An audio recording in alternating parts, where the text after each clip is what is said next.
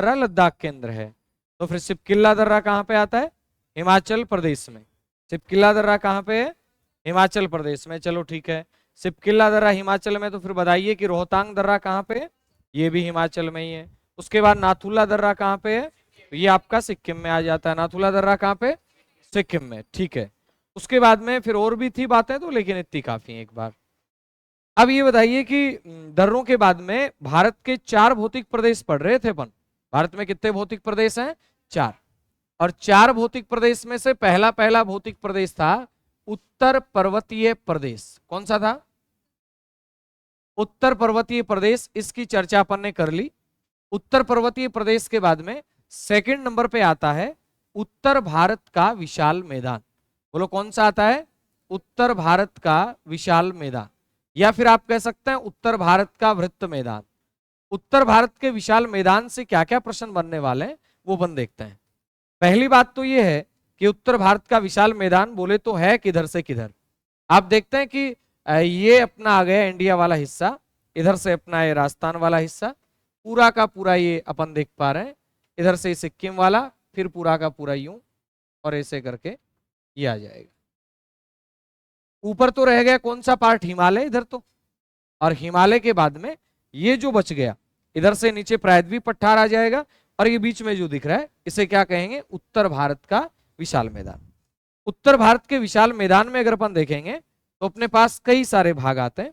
इतने इतने भाग को कहते हैं राजस्थान का मैदान। बोलो क्या कहते हैं इसको? इसे कहते हैं राजस्थान का मैदान। और राजस्थान का मैदान, या फिर इसे अपन थार का मरुस्थल कहते हैं। क्या कहते हैं? थार का मरुस्थल। इसके बाद में इतना इतना जो पार्ट है इसे कहा जाता है पंजाब हरियाणा का मैदान। बोलो कौन सा मैदान कहते हैं? पंजाब हरियाणा का मैदान।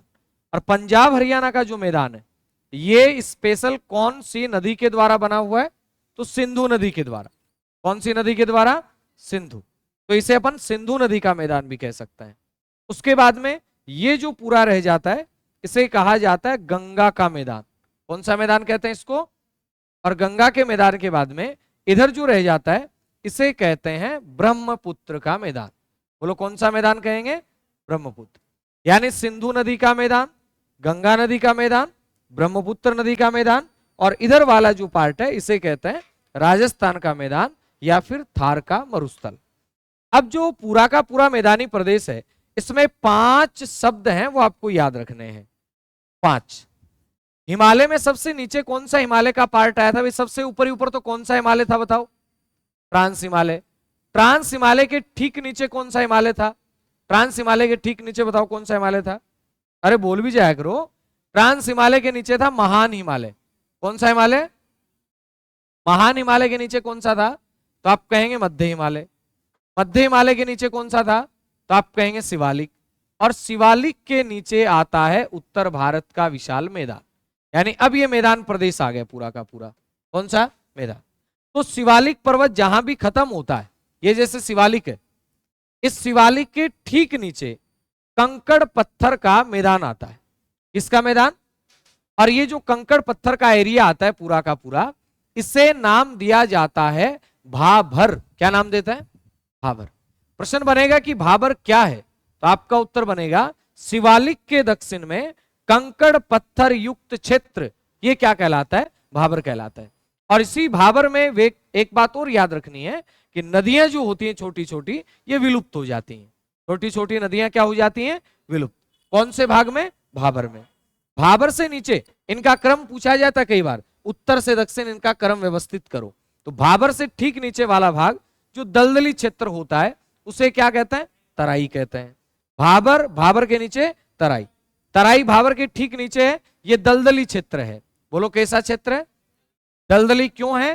क्योंकि जो नदियां इन कंकड़ पत्थर में यहां विलुप्त हुई थी छोटी छोटी, वो यहां पे आके निकल जाती हैं, और निकलने के बाद में पूरा का पूरा जली जल क्षेत्र, दलदली क्षेत्र का विकास होता है, और इस दलदली क्षेत्र को कहा जाता है तराई। बोलो क्या कहा जाता है? तो यहां पे क्या है? भाबर। भाबर के बाद में क्या है? तराई। तराई से ठीक नीचे वाला जो पार्ट है इसे आप कहते हैं, ये पूरा का पूरा यहां पे मिट्टी का जमाव है। और मिट्टी कौन सी? तो आप कहेंगे जलोढ़ मिट्टी। बोलो कौन सी मिट्टी?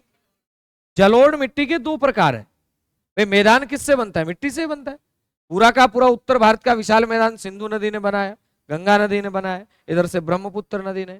तो यहां पहले भाबर, फिर तराई, फिर नीचे पूरी की पूरी मिट्टी। मिट्टी में दो प्रकार, एक तो होता है बांगर, क्या होता है, और एक होता है खादर, एक होता है खादर। तो बांगर का मतलब क्या है, ये पुरानी जलोढ़ मिट्टी का जमा हुआ क्षेत्र है। कैसी मिट्टी, पुरानी। भाई जलोढ़ मिट्टी का मतलब जो जल के द्वारा बनाई गई हो, जल बोले तो नदियों के द्वारा, जिस मिट्टी का निर्माण नदियों ने किया हो उस मिट्टी को आप क्या कहते हैं, जलोढ़ मिट्टी। और जलोढ़ मिट्टी के कितने भाग हैं, दो, एक तो कौन सा बांगर और दूसरा कौन सा खादर।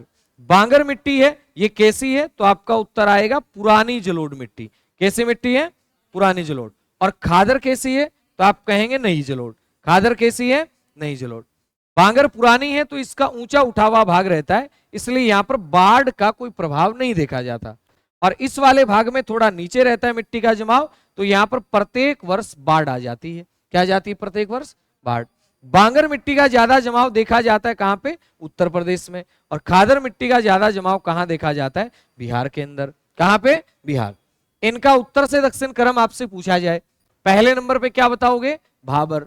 भाबर के बाद में दूसरे नंबर पे कौन सा आता है, तराई। तराई के बाद में आता है बांगर। तराई के बाद में बांगर। बांगर के बाद में आता है खादर। और खादर के बाद में आता है डेल्टा। खादर के बाद में डेल्टा। डेल्टा क्या होता है, डेल्टा बोले तो नदी जब सागर में गिरती है तो गिरने से पहले वो क्या कई धाराओं में बंट जाती है। क्योंकि यहां से जैसे मान लो गंगा नदी निकल के आई है, अब निकल के आई तो इतना लंबा मार्ग तय किया इसने 2500 किलोमीटर का। यहां से यहां आते आते क्या हुआ, इसमें अवसाद जमा हुआ, कचरा जमा हुआ, मलबा जमा हुआ। और ये मलबा यहां आते आते अब ये यूं बिखर जाता है और ये कई धाराओं में नदी बंट जाती है। और ये धाराओं में बंटने के बाद में यहाँ जो मिट्टी का जमाव होता है, इस जमाव को क्या नाम दिया जाता है, डेल्टा नाम दिया जाता है। विश्व में बहुत सारी नदियां हैं जो डेल्टा बनाती हैं, लेकिन आपसे पूछा जाए कि सबसे बड़ा डेल्टा कौन सा है, तो आप क्या नाम दोगे, विश्व के जितने भी डेल्टा हैं इनमें सबसे बड़ा जो डेल्टा है वो है सुंदरवन का डेल्टा। बोलो कौन सा डेल्टा है, विश्व के जितने भी डेल्टा हैं इनमें सबसे बड़ा जो डेल्टा है वो आपका आता है सुंदरवन का डेल्टा। बोलो कौन सा डेल्टा, विश्व के जितने भी डेल्टा हैं इनमें सबसे बड़ा डेल्टा कौन सा है, तो आपका उत्तर आएगा सुंदरवन का डेल्टा। बोलो कौन सा डेल्टा। ये 5 क्रम याद रहेंगे उत्तर से दक्षिण की ओर, पहले भाबर, भाबर के बाद तराई, तराई के बाद बांगर, बांगर के बाद खादर और खादर के बाद डेल्टा। और सबसे बड़ा डेल्टा कौन सा, यही तो पूछा ना, इनका क्रम पूछते हैं, या तो क्रम पूछेंगे या फिर अभी बताया भाबर क्या है, कंकड़ पत्थर युक्त भाग है, तराई क्या है, दलदली है, बांगर पुरानी जलोढ़ मिट्टी है, खादर क्या है, नवीन जलोढ़ मिट्टी है, यहाँ बाढ़ आती है, इस वाले भाग में बाढ़ नहीं आती है, डेल्टा सबसे बड़ा डेल्टा कौन सा है, सुंदरवन का डेल्टा। 4 नाम लिख देंगे, इनका मैदानी भाग में स्थित चारों स्थलाकृतियों का उत्तर से दक्षिण क्रम बताइए। 4 नाम लिख देंगे, तो उत्तर से दक्षिण क्रम बताओगे, पहले भाबर, भाबर से नीचे तराई की पेटी, तराई से नीचे बांगर, बांगर से नीचे खादर, खादर के बाद में लास्ट में डेल्टा। सबसे बड़ा डेल्टा कौन सा है, सुंदरवन। अब नदी बनाती है डेल्टा, तो कौन सी नदी बनाती है, यहाँ कौन सी नदी, गंगा, तो आप कहेंगे गंगा नदी। और गंगा में मिलती कौन है इधर से, ब्रह्मपुत्र नदी। तो गंगा और ब्रह्मपुत्र ये नदियां क्या करती हैं, ये डेल्टा बनाती हैं। और डेल्टे का नाम क्या है, तो आपका उत्तर आ जाएगा, इस डेल्टे का नाम है सुंदरवन का डेल्टा। कौन से 2 देशों में, एक तो भारत में, एक बांग्लादेश में। भारत के कौन से राज्य में, पश्चिम बंगाल में। भारत के कौन से राज्य में, पश्चिम बंगाल में। अब इसके बाद में आता है कि पंजाब का मैदान। ये तो हो गया कि उत्तर भारत का जो विशाल मैदान है उसमें भौतिक संरचना के आधार पर ये 5 पार्ट पाए जाते हैं, एक भाबर, एक तराई, एक बांगर, एक खादर और एक डेल्टा। अब आता है इसका प्रादेशिक वर्गीकरण कि हिमालय, जो हिमालय का नाम है, उत्तर भारत का जो विशाल मैदान है, अगर इसका प्रादेशिक वर्गीकरण करें तो यहां पे अपन पढ़ते हैं पंजाब हरियाणा का मैदान। ये पंजाब नाम क्यों लिखा जाता है, एक शब्द आता है आब, क्या आता है, आब। आब का मतलब होता है 2 नदियों के बीच का क्षेत्र। आब का मतलब क्या होता है, आब का मतलब होता है नदी के बीच का क्षेत्र। अगर मैंने लिखा 2 आब, इसके मतलब 2 आब का मतलब क्या है, 2 नदियों के बीच का क्षेत्र। और पंजाब लिखने का मतलब 5 नदियों के बीच का क्षेत्र। यहां 5 नदियां कौन कौन सी हैं, आप जानते हैं, इधर से एक नदी आती है, इस नदी का नाम आता है सिंधु। बोलो कौन सा नाम? सिंधु से नीचे एक नदी आती है, इस नदी का नाम आता है झेलम। कौन सा? झेलम के बाद में एक नदी आती है जिसका नाम आता है चिनाब। बोलो क्या नाम आता है? चिनाब के बाद में एक नदी आती है जिसका नाम आता है रावी। क्या नाम आता है? रावी के बाद में एक नदी आती है जिसका नाम आता है व्यास, और व्यास के बाद में एक नदी आती है जिसका नाम आता है सतलज। बोलो क्या नाम आता है? सतलज। सतलज और व्यास मिलती हैं, फिर ये आगे चलती है। रावी है किस में मिल जाती है? चिनाब में। फिर ये झेलम है, ये भी किस में मिल जाती है? चिनाब में। फिर ये सतलज भी चिनाब में, और चिनाब सारी नदियों का जल किस में डाल देती है? सिंधु में। इस प्रकार से नदी तंत्र बन जाता है।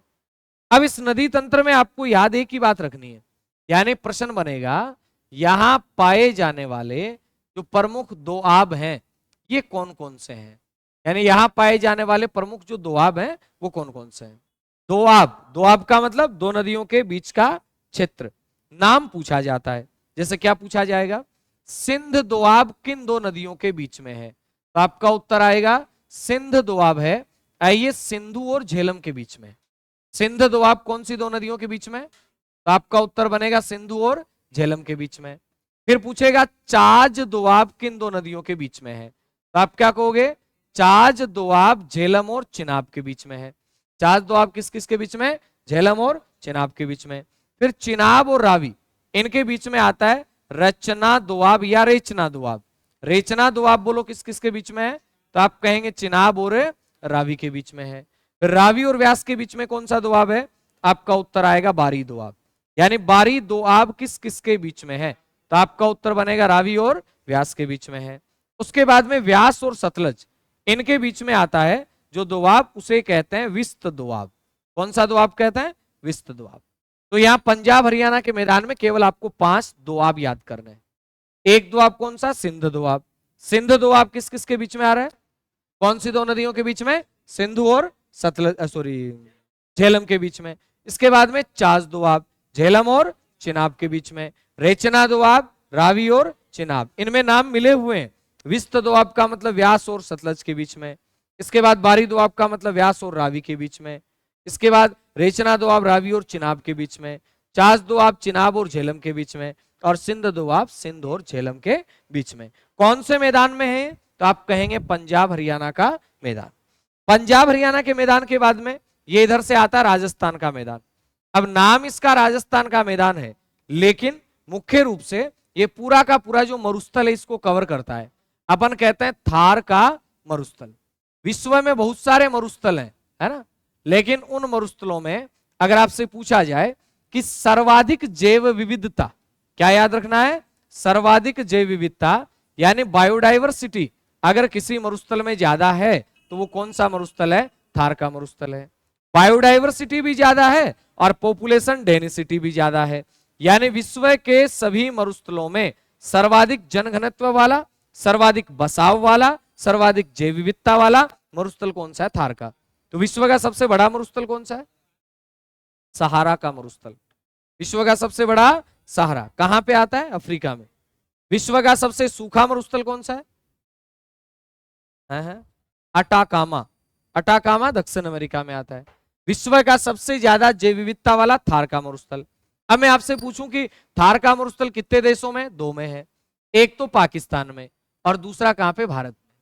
भारत में 62% भाग पे है और पाकिस्तान में 38% भाग पे है। भारत के कितने राज्यों में? भाई थार का मरुस्थल भारत के कितने राज्यों में? 4 राज्यों में। पंजाब में भी आता है, पंजाब के बाद में हरियाणा में भी आता है, हरियाणा के बाद में राजस्थान में भी आता है, और राजस्थान के बाद में कहां पे? राजस्थान के बाद में गुजरात में। लेकिन इन 4 राज्यों में सबसे ज्यादा कौन से राज्य में है? तो आपका उत्तर बनेगा राजस्थान में। मरुस्थल का विस्तार कितने देशों में? थार के मरुस्थल का 2 देशों में, एक भारत में एक पाकिस्तान में।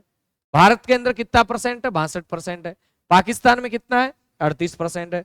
62 और 38 कितने हो गए? 100।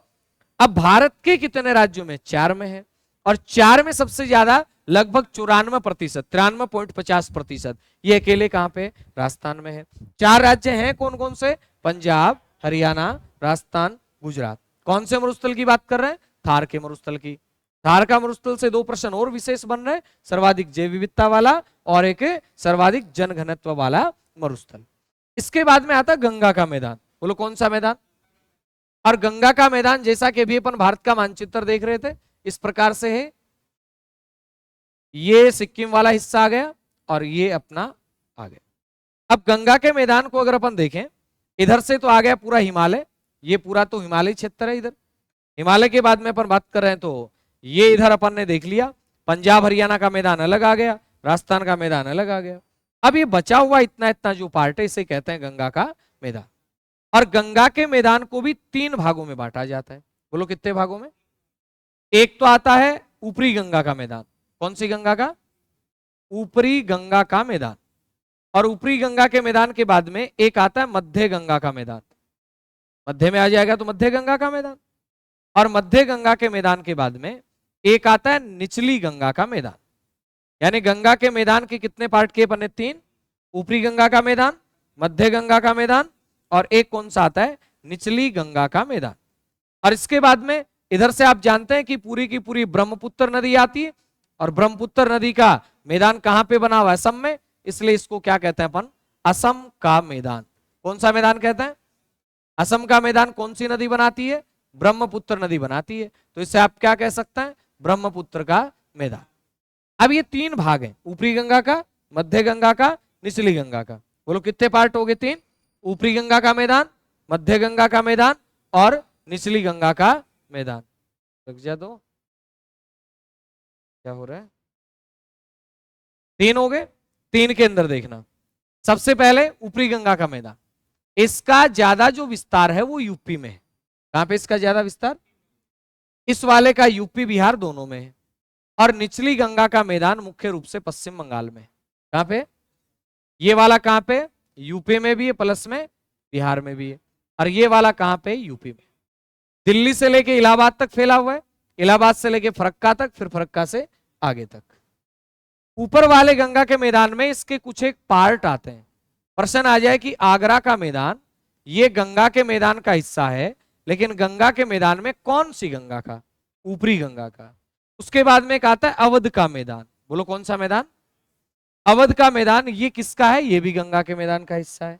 इसके बाद में एक आता है रुहेलखंड का मैदान। बोलो कौन सा मैदान? ये भी किसका हिस्सा है? तो आप कहेंगे ये भी गंगा के मैदान का है। और गंगा के मैदान में किसका? तो आपका उत्तर बनेगा गंगा के मैदान में ऊपरी गंगा के मैदान का। आगरा का मैदान, अवध का मैदान, रुहेलखंड का मैदान। मध्य गंगा की बात करते हैं, 2 नाम याद करना। मगध का मैदान। किसका मैदान? और मगध के मैदान के बाद में एक आता है मिथिला का मैदान। मगध का मैदान और एक आता है मिथिला का मैदान। ये दोनों के दोनों किसके हैं? तो आपका उत्तर बनेगा मध्य गंगा के मैदान में। और एक आता है निचली गंगा का मैदान। यहां पे एक ही क्षेत्र आता है, कौन सा? डेल्टा क्षेत्र। और डेल्टा क्षेत्र में एक डेल्टा अभी बात कर रहे थे अपन, कौन सा? सुंदरवन का डेल्टा। एक मोरीबंद का डेल्टा भी आता है, बारिंद का डेल्टा भी आता है, लेकिन अपने को याद करना है सुंदरवन का डेल्टा। इसके बाद में इधर वाले में एक ही प्रश्न याद करना है केवल, माजुली द्वीप कहां बनता है? आपका उत्तर आएगा माजुली जो द्वीप है ये बनता है असम में। कौन सी नदी पर बनता है? ब्रह्मपुत्र नदी पे बनता है। जैसे नदी यूं आ रही है, बीच में ऊपर उठा हुआ भाग है, इधर से नदी जा नहीं पाएगी तो नदी क्या करेगी? ऐसे आ जाएगी, वापस से आगे जाके मिल जाएगी। द्वीप का मतलब ही क्या होता है? जिसके चारों तरफ जल हो। अगर सागर में बनता है सागरीय द्वीप कह देते हैं, नदी में बन गया नदीय द्वीप कह देंगे। और विश्व का सबसे बड़ा नदी द्वीप कौन सा है? माजुली। भाई नदियां तो और भी बहुत सारे विश्व में, अमेजन भी है, नील भी है, मिसिसिपी मिशोरी भी है, यांगटीसी क्यांग भी है, मुर्रे डार्लिंग भी है। इन तमाम नदियों में अगर देखें, बड़ी नदी आती है ब्रह्मपुत्र भी, ब्रह्मपुत्र सिंधु गंगा भारत के बड़ी नदी तंत्र हैं। इनमें कौन सी नदी पर सबसे बड़ा नदीय द्वीप बना हुआ है? तो आपका उत्तर आ जाएगा ब्रह्मपुत्र नदी पे। कौन सा द्वीप बना हुआ है? माजुली द्वीप। याद रहेगा इतना, ब्रह्मपुत्र नदी पे कौन सा द्वीप है? माजुली द्वीप। कौन से राज्य में बना हुआ है? असम में बना। कहां पे बना हुआ है? असम में। इतनी बातें मैदान की अपने लायक लिखो। हेडिंग लगाओ, उत्तर भारत का विशाल मैदान। पानी पकड़ा देखे है क्या? पानी पानी है क्या? वो बताऊं तो काम। उत्तर भारत का विशाल मैदान।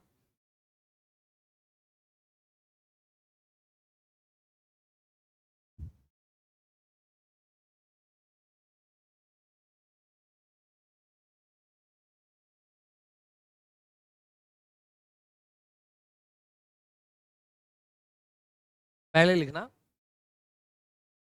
उत्तर भारत का विशाल मैदान, फिर लिखना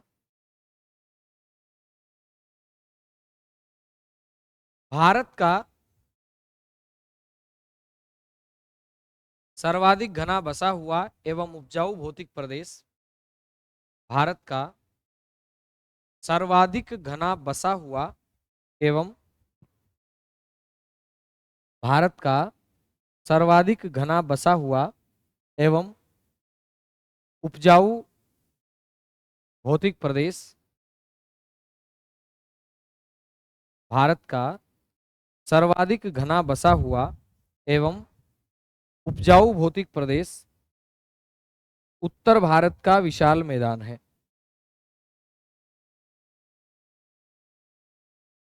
उत्तर भारत का विशाल मैदान है। फिर लिखिएगा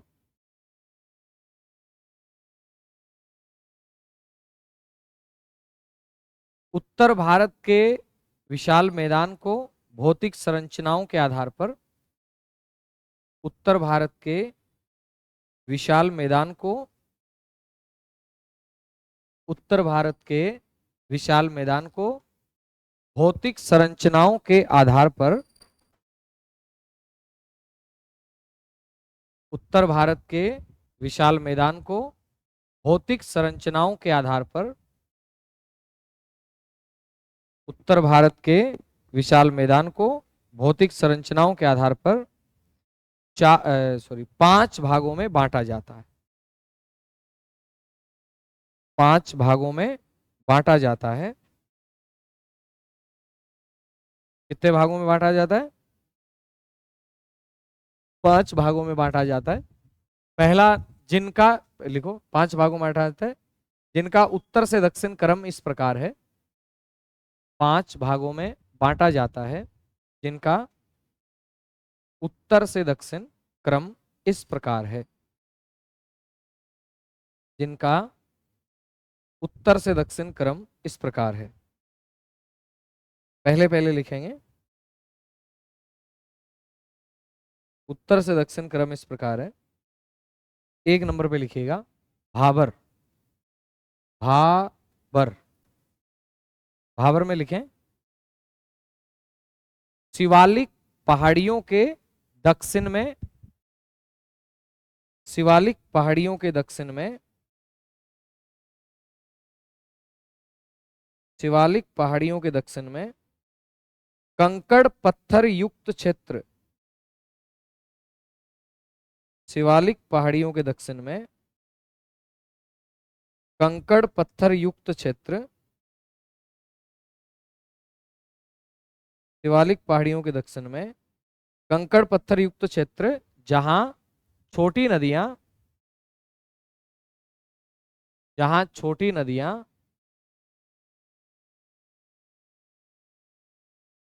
विलुप्त ऑब्लिक गुम्फित हो जाती हैं, जहां छोटी नदियां विलुप्त ऑब्लिक गुम्फित हो जाती हैं, जहां छोटी नदियां विलुप्त ऑब्लिक गुम्फित हो जाती हैं।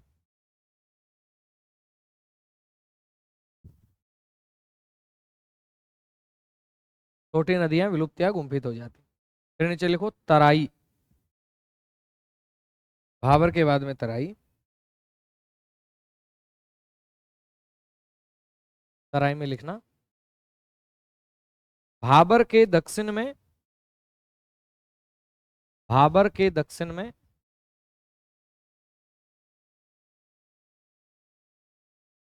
फैला दलदली क्षेत्र, भाबर के दक्षिण में फैला,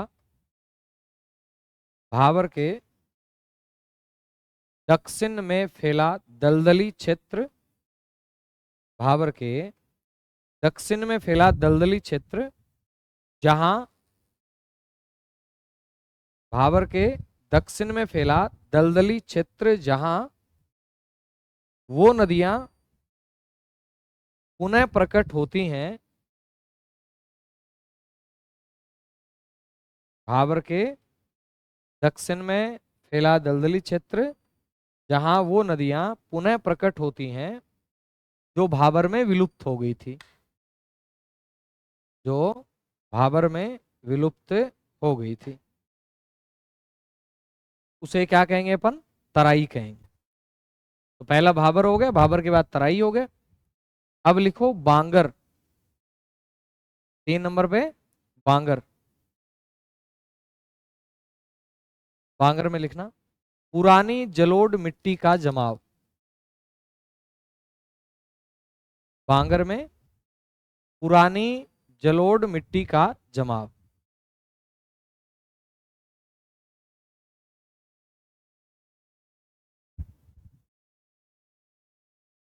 बांगर पुरानी, थोड़ी थोड़ी सी है, पुरानी जलोढ़ मिट्टी का जमाव। फिर लिखना बांगर उच्च भूमि होती है जहां बाढ़ का पानी नहीं पहुंच पाता है। बांगर उच्च भूमि होती है जहां बाढ़ का पानी नहीं पहुंच पाता है।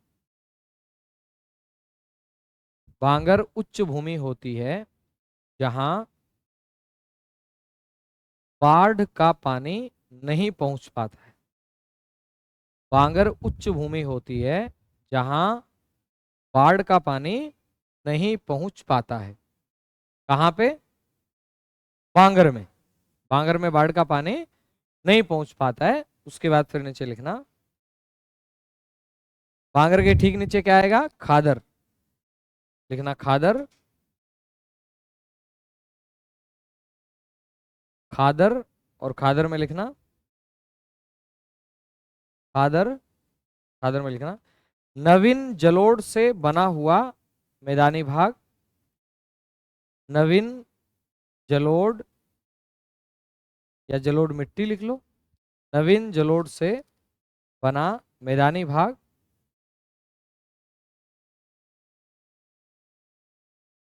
मैदानी भाग लिखना खादर को बाढ़ का मैदान कहते हैं। खादर को बाढ़ का मैदान कहते हैं। यानी खादर वाले क्षेत्र को क्या कहा जाता है? बाढ़ का मैदान कहा जाता है। और बांगर और खादर में अगर आपको उपजाऊ मिट्टी पूछ ले तो कौन सी है? खादर। तो खादर में लिखना यह बांगर की अपेक्षा अधिक उपजाऊ मिट्टी होती है। यह बांगर की अपेक्षा अधिक उपजाऊ मिट्टी होती है।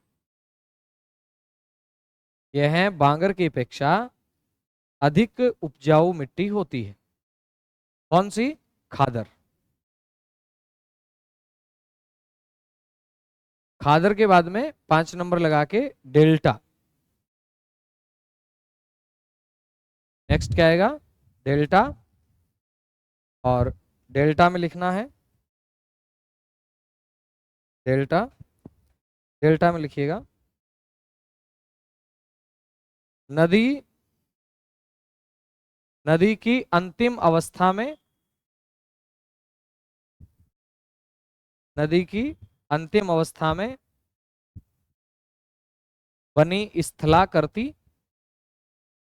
नदी की अंतिम अवस्था में बनी स्थलाकृति डेल्टा कहलाती है। नदी की अंतिम अवस्था में बनी स्थलाकृति, स्थलाकृति डेल्टा कहलाती है। और विश्व का सबसे बड़ा डेल्टा कौन सा है? सुंदरवन का डेल्टा। देखो विश्व का, नीचे लिखना विश्व का सबसे बड़ा डेल्टा सुंदरवन का डेल्टा है। विश्व का सबसे बड़ा डेल्टा सुंदरवन का डेल्टा है। विश्व का सबसे बड़ा डेल्टा सुंदरवन का डेल्टा है। ब्रैकेट में लिखना पश्चिम बंगाल व बांग्लादेश। कहां कहां फैला हुआ सुंदरवन का डेल्टा? पश्चिम बंगाल और बांग्लादेश में। कौन कौन सी नदियां बनाती हैं? गंगा और ब्रह्मपुत्र। पश्चिम बंगाल लिखा। फिर नीचे लिखना गंगा व ब्रह्मपुत्र नदियों द्वारा निर्मित। गंगा व ब्रह्मपुत्र नदियों द्वारा निर्मित। लिख पाए इतना? उसके बाद में नीचे लिखना, नीचे उत्तर भारत के मैदान को, नेक्स्ट लिखना नीचे अलग से, उत्तर भारत के मैदान को, उत्तर भारत के मैदान को प्रादेशिक वर्गीकरण के आधार पर, उत्तर भारत के मैदान को प्रादेशिक वर्गीकरण के आधार पर 4 भागों में बांटते हैं। उत्तर भारत के मैदान को प्रादेशिक वर्गीकरण के आधार पर 4 भागों में बांटते हैं। कितने भागों में बांटते हैं? 4। कौन कौन से हैं 4? एक नंबर लिखो, पंजाब हरियाणा का मैदान। 2 नंबर राजस्थान का मैदान, पंजाब हरियाणा का मैदान, 2 नंबर राजस्थान का मैदान, 3 नंबर गंगा का मैदान, 3 नंबर कौन सा है? गंगा का मैदान, और 4 नंबर ब्रह्मपुत्र का मैदान। पहला पंजाब हरियाणा का मैदान, दूसरा राजस्थान का मैदान, तीसरा गंगा का मैदान, और चौथा ब्रह्मपुत्र का मैदान। इनमें सबसे पहले लिखो पंजाब हरियाणा का मैदान।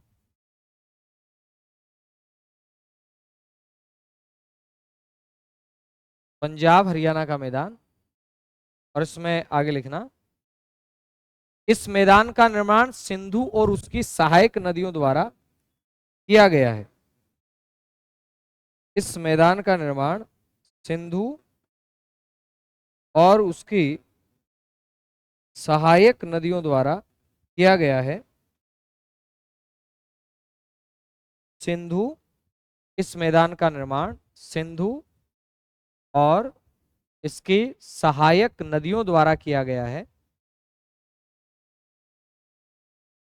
सिंधु और उसकी सहायक नदियों द्वारा किया गया है।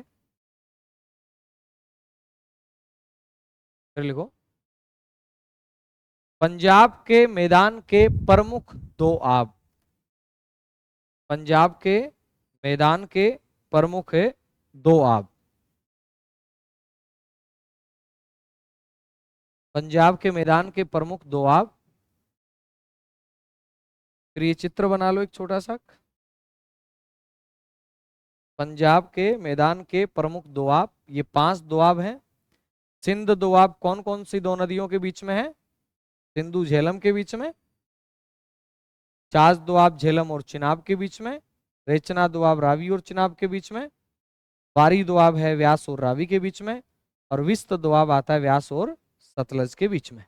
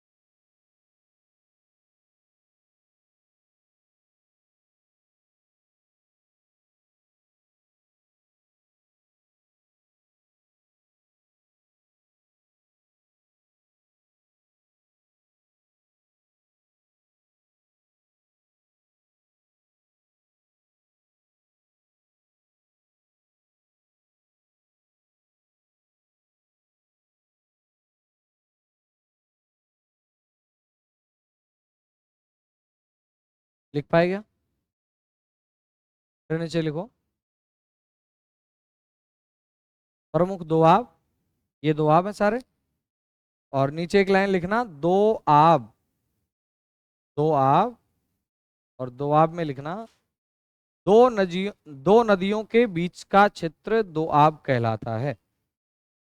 2 आब, फिर इसमें लिखना, 2 नदियों के बीच का क्षेत्र 2 आब कहलाता है।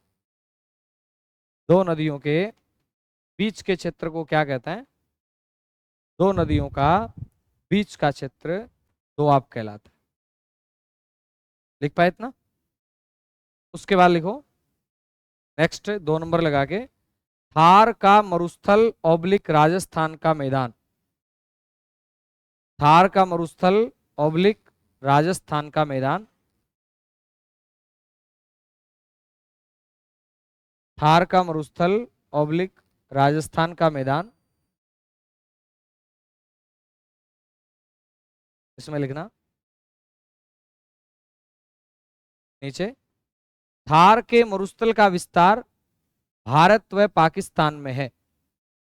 थार के मरुस्थल का विस्तार भारत व पाकिस्तान में है। थार के मरुस्थल का विस्तार भारत और पाकिस्तान में है। भारत के ब्रैकेट में लिखना 62%, पाकिस्तान के ब्रैकेट में 38%। भारत के ब्रैकेट में 62% और पाकिस्तान के ब्रैकेट में 38%। फिर नीचे लिखें, थार का मरुस्थल भारत के 4 राज्यों में विस्तृत है। थार का मरुस्थल भारत के 4 राज्यों में विस्तृत है। 4 राज्य कौन कौन से हैं? थार का मरुस्थल भारत के 4 राज्यों में विस्तृत है। 4 राज्यों में लिखिएगा। पहले कौन सा? पंजाब, हरियाणा, राजस्थान और गुजरात। सबसे ज्यादा कहां पे है? राजस्थान में। पंजाब, हरियाणा, राजस्थान और गुजरात। फिर लिखें, यह मरुस्थल सर्वाधिक जैव विविधता और सर्वाधिक जन घनत्व वाला मरुस्थल है। यह मरुस्थल सर्वाधिक जैव विविधता एवं जन घनत्व वाला मरुस्थल है। यह मरुस्थल सर्वाधिक जैव विविधता और जन घनत्व वाला मरुस्थल है। कौन सा मरुस्थल? थार का मरुस्थल। फिर लिखें, गंगा का मैदान। थार के मरुस्थल में लाइन बोली, यह मरुस्थल सर्वाधिक जैव विविधता एवं जन घनत्व वाला मरुस्थल है। ठीक है। उसके बाद लिखो गंगा का मैदान। कौन सा मैदान? गंगा का मैदान। और गंगा के मैदान में लिखना गंगा का मैदान। इस मैदान को 3 भागों में बांटा जाता है। इस मैदान को 3 भागों में बांटा जाता है।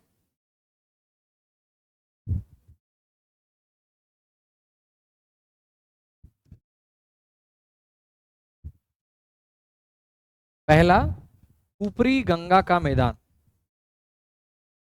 ऊपरी गंगा का मैदान। ऊपरी गंगा का मैदान, इसमें लिखो, यह दिल्ली से इलाहाबाद तक फैला हुआ क्षेत्र है। ऊपरी गंगा का मैदान यह दिल्ली से इलाहाबाद तक फैला हुआ क्षेत्र है, जिसमें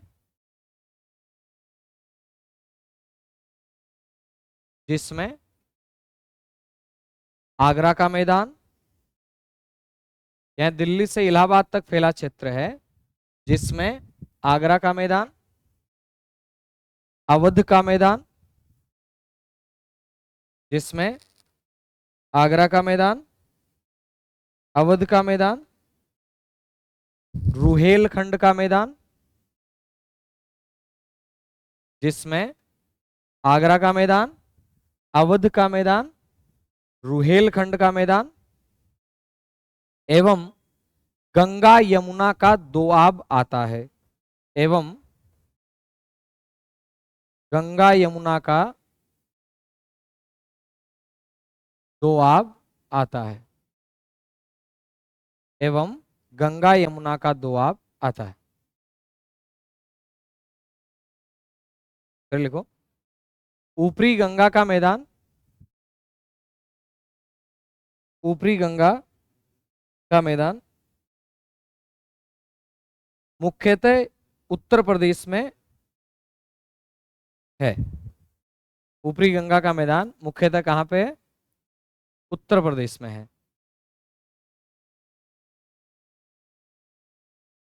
फिर सेकंड नंबर लगा के लिखना है, मध्य गंगा का मैदान। सेकंड नंबर लगा के मध्य गंगा का मैदान। मध्य गंगा के मैदान में लिखें,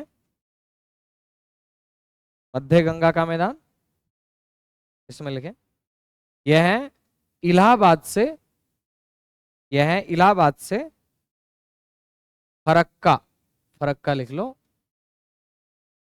यह है इलाहाबाद से फरक्का तक, फरक्का तक उत्तर प्रदेश और बिहार में फैला मैदानी क्षेत्र है। इलाहाबाद से फरक्का तक उत्तर प्रदेश और बिहार में फैला मैदानी क्षेत्र। कुछ भाग पश्चिम बंगाल में भी आता है इसका, लेकिन मुख्य रूप से उत्तर प्रदेश और बिहार में। फिर लिखना, अब गंगा के जो 3 मैदान है इनमें सबसे ज्यादा उपजाऊ कौन सा है? यही है, इसलिए इसको अनाज का कटोरा कहा जाता है। तो लिखो, इस मैदान को भारत का, इस मैदान को भारत का हृदय स्थल एवं अनाज का कटोरा कहा जाता है। इस मैदान को भारत का हृदय स्थल, हार्टलैंड, भारत का हृदय स्थल और अनाज का कटोरा कहा जाता है। इस मैदान को भारत का हृदय स्थल और अनाज का कटोरा कहा जाता है। फिर नीचे लिखना, मगध का मैदान, मिथिला का मैदान, मगध का मैदान, मिथिला का मैदान, मगध का मैदान, मिथिला का मैदान,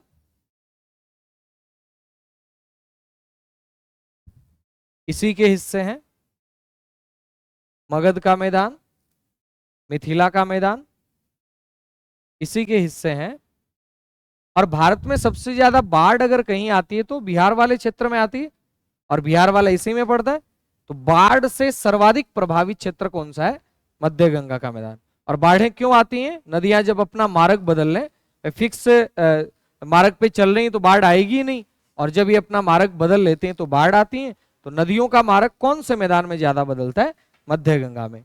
और बिहार में कौन सी नदी से ज्यादा बाढ़ आती है? कोसी नदी से। इसीलिए कोसी नदी को क्या कहा जाता है? बिहार का शोक कहते हैं। जैसे पश्चिम बंगाल का शोक किसे कहते हैं? दामोदर नदी को कहते हैं। जैसे प्रश्न पूछा जाए असम का शोक ब्रह्मपुत्र को कहते हैं।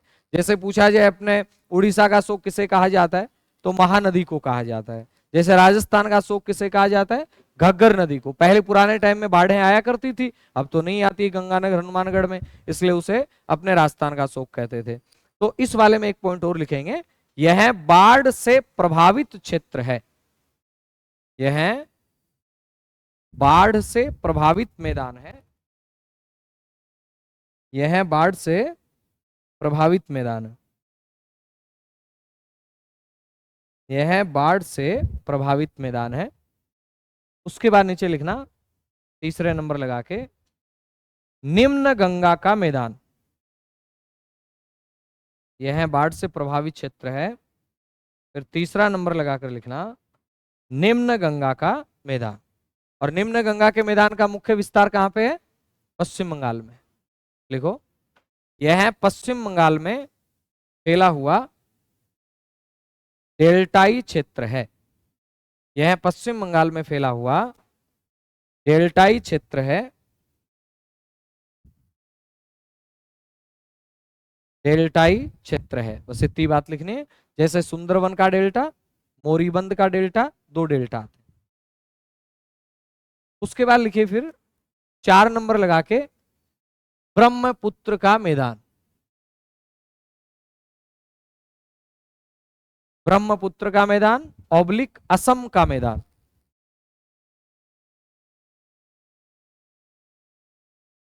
इसमें लिखना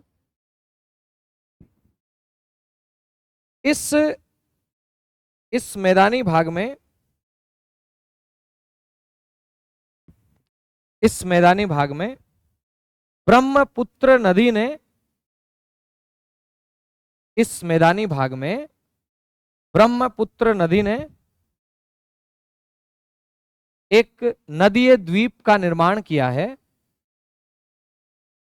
ब्रह्मपुत्र नदी ने एक नदीय द्वीप का निर्माण किया है। ब्रह्मपुत्र नदी ने एक नदीय द्वीप का निर्माण किया है। ब्रह्मपुत्र नदी ने क्या किया है?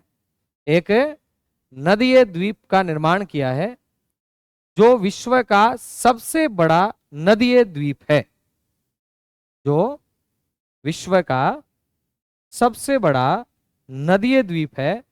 और द्वीप का नाम क्या है? माजुली द्वीप। जो विश्व का सबसे बड़ा नदीय द्वीप है और द्वीप का नाम माजुली द्वीप। जो विश्व का सबसे बड़ा नदीय द्वीप है और द्वीप का नाम क्या है? माजुली द्वीप। माजुली द्वीप है कहां पे? असम में। तो ब्रैकेट में लिख लेना असम। जो विश्व का सबसे बड़ा नदीय द्वीप है और द्वीप का नाम माजुली द्वीप है कहां पे? असम में। ठीक है, आज के लिए इतना काफी है, बाकी कल पढ़ेंगे। बताओ फिर भारत की सबसे ऊंची चोटी कौन सी है? भारत की सबसे ऊंची चोटी K2 या गोडविन ऑस्टिन। कहां पे है? पीओ के क्षेत्र में। कितनी ऊंची है? 8,611 मीटर। तो बताइए फिर भारत की सबसे ऊंची चोटी वो है, तो भारत में सबसे ऊंची चोटी कौन सी है? कंचनजंगा। कहां पे? सिक्किम में।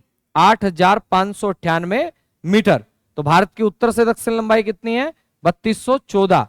पूर्व से पश्चिम कितनी है? 2933। अक्षांश विस्तार कहां से चलता है? 8 डिग्री 4 मिनट से 37 डिग्री 6 मिनट। देशांतर 68 डिग्री 7 मिनट से 97 डिग्री 25 मिनट। तटीय सीमा कितनी है? 6100 किलोमीटर। सबसे ज्यादा तटीय सीमा वाला राज्य गुजरात। सबसे कम तटीय सीमा गोवा। सबसे ज्यादा अपन ने देखा देशों में किसके साथ सीमा लग रही थी? बांग्लादेश। सबसे कम अफगानिस्तान। टोटल स्थलीय सीमा 15,200 किलोमीटर। आंतरिक राज्य कितने थे? 5, जिनकी सीमा ना तो स्थलीय और ना ही तटीय, यानी अंतरराष्ट्रीय सीमा पे भी नहीं थे, तटीय सीमा पे भी नहीं थे। जैसे हरियाणा, जैसे मध्य प्रदेश, छत्तीसगढ़, झारखंड, तेलंगाना। और 5 ही राज्यों से गुजर रही थी भारत की मानक समय रेखा। भारत की मानक समय रेखा कितने डिग्री है? 82.5 डिग्री पूर्वी देशांतर। 82.5 डिग्री पूर्वी देशांतर कहां से गुजरती है? आंध्र प्रदेश से, उड़ीसा से, मध्य प्रदेश से, छत्तीसगढ़ से और आपके यूपी से। यूपी का जो नैनी नाम का स्थान है जहां मिर्जापुर के पास में, उसके टाइम को भारत का मानक टाइम माना जाता है। और भारत का मानक टाइम विश्व के मानक टाइम से कितना आगे रहता है? तो आपका उत्तर बनेगा 5.5 घंटा। कितने घंटा? 5.5 घंटा भारत का टाइम विश्व के टाइम से आगे रहता है। कर्क रेखा कितने राज्यों से गुजरती है? 8 राज्यों से। कितने राज्यों से? 8 राज्यों से कर्क रेखा गुजरती है। ये हो गया रिवीजन। घर जाके एक बार थोड़ा पढ़ोगे, चीजें याद हो जाएंगी। ठीक है।